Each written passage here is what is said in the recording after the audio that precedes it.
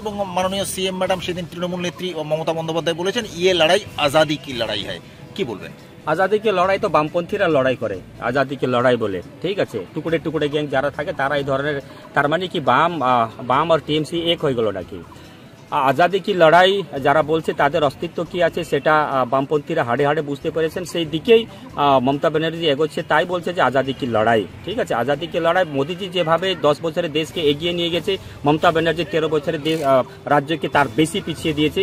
যে বামপন্থীর সময় 1,93,000 কোটি টাকা ঋণ ছিল সেটা বেড়ে আজকে 7 কোটি লক্ষের কাছাকাছি হয়ে গেছে। তার মানে দেশকে কে এগিয়ে নিয়ে যাচ্ছে এবং রাজ্যকে পিছিয়ে নিয়ে যাচ্ছে সেটা কিন্তু মানুষ বুঝতে পেরেছে। এর আগে তো বাম ছিল, তাহলে কি বলবেন কম্পারেটিভলি তৃণমূলের চেয়ে বাম সরকার ভালো ছিল? দেখুন, কে ভালো ছিল কে মন্দ ছিল সেটা আলাদা বিষয়, কিন্তু বাম যে 34